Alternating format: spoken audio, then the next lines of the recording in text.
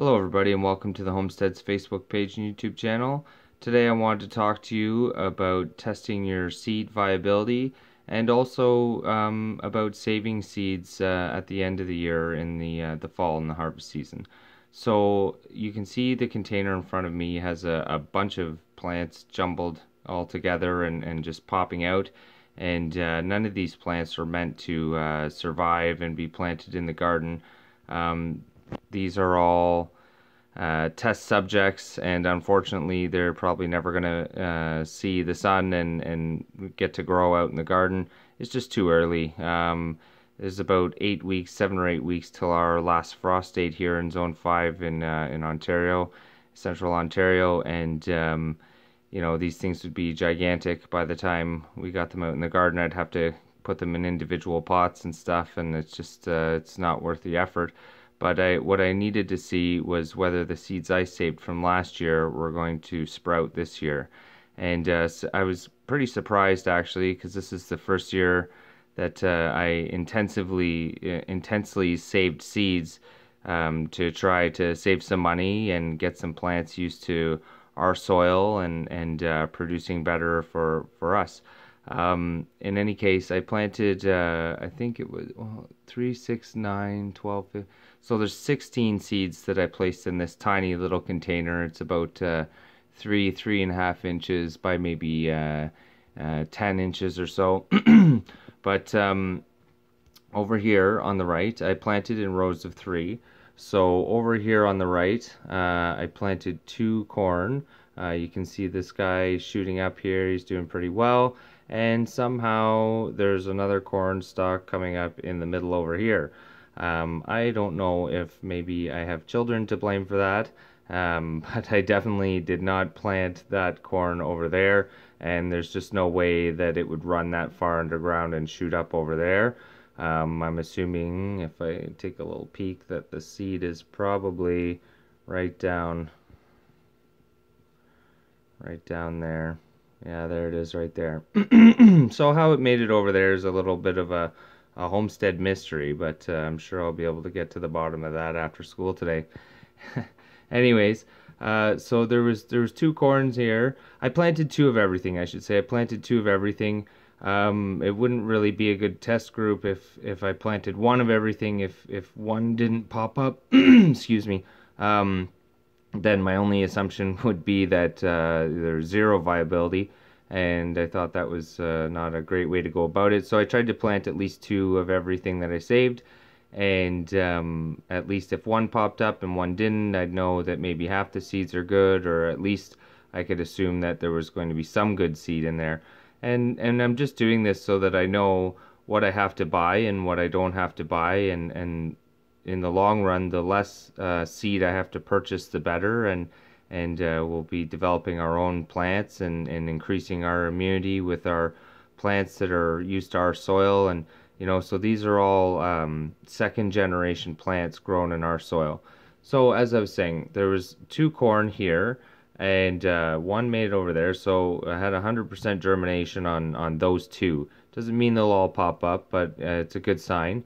In the back there was a squash there that didn't make it up. There was a butternut squash, and I haven't seen that pop up yet. It's been about a week, a little more than a week now, so my hopes for that squash are fading fast. In the foreground here you can see 2 spinach. I just dropped 2 seeds in the same hole, but there's 2 individual plants there that are growing, and that's another 100% viability. In the back here you can see 2 sugar peas, and they're soft-shelled. I'm not sure if they're sugar peas or not, but they're soft-shelled peas, and you can eat the whole pod and everything, so 100% on that.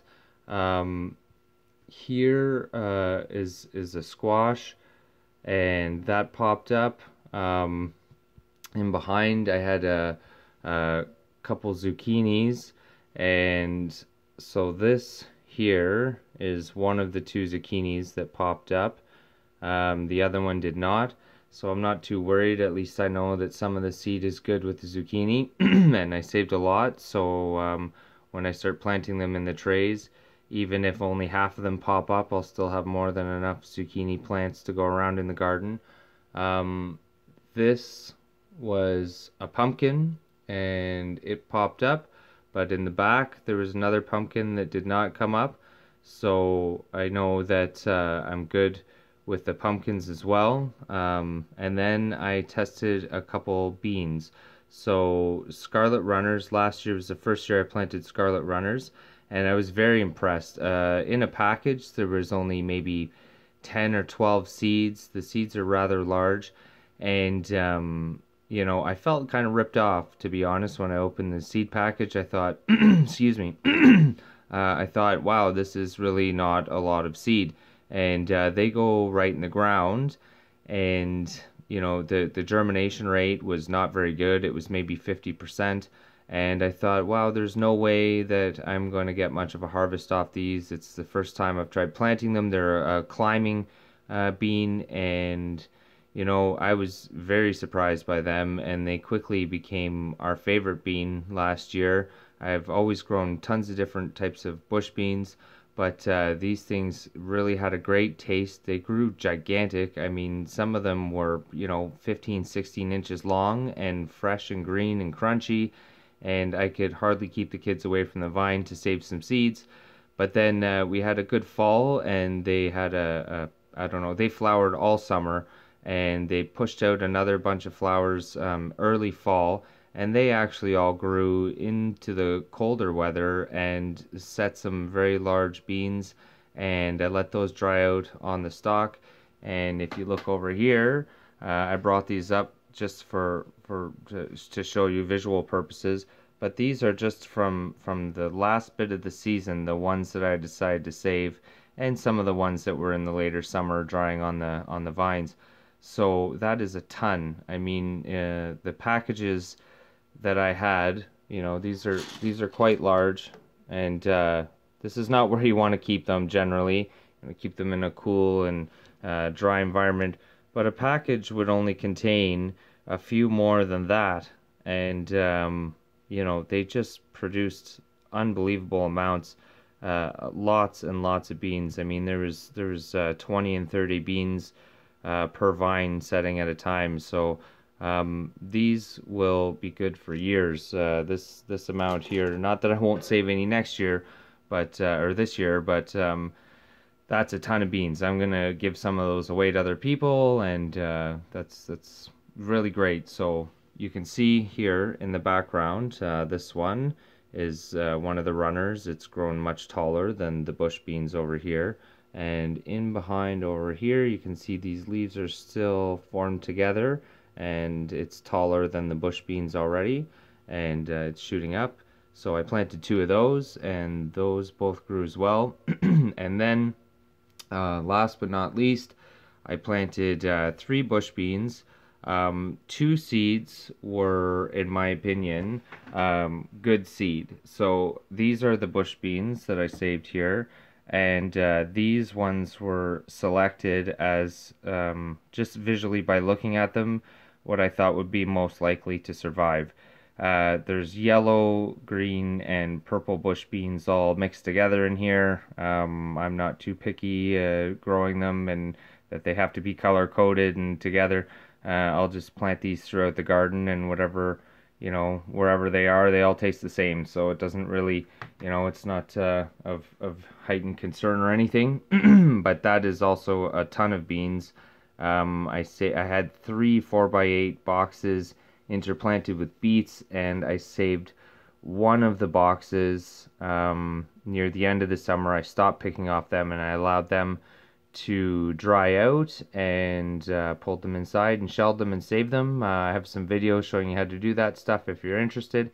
But in any case, you know, this one down here is kind of done something a little funky and twisted underground, and is having a hard time breaking the soil and coming up. But you can see the leaves finally starting to poke through now, and that tells me that that plant would still survive. And then this one in the foreground was one of the ones that I thought was likely to survive. And then this one back here, which is larger, darker, and more mature, was from the bag of seeds that I had just marked test on. Sorry, that I had just marked testing on. And those were the shriveled up small beans that didn't really look great, and thought, like if I have to be selective, I don't want to plant these and take up space and then they don't produce. They look least likely to produce. And, to my surprise, there it is. It's big, it's healthy, and it's done better than the two beans that I thought would do well.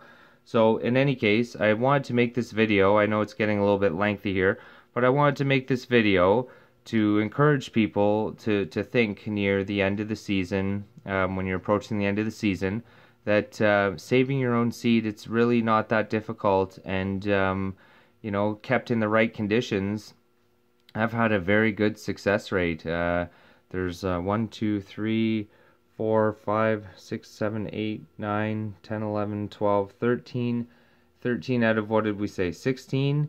And that to me is real progress, and gives me a lot of hope, and pushes me to try to save even more different vegetable species this year to grow next year.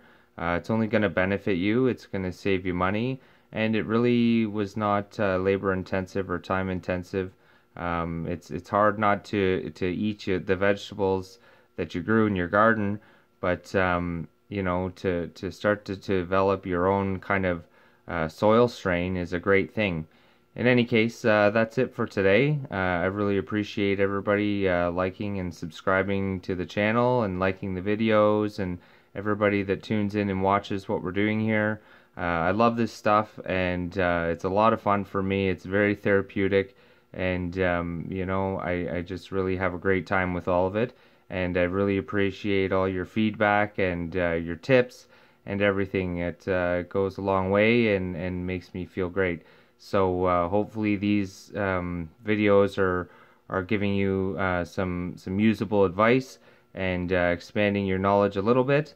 And I appreciate in return the knowledge that you folks have sent on to me, and helped me perfect my craft, or at least grow it a little bit. In any case, yep, that's it for today. So I'm signing off. Thanks for watching. Have a great day.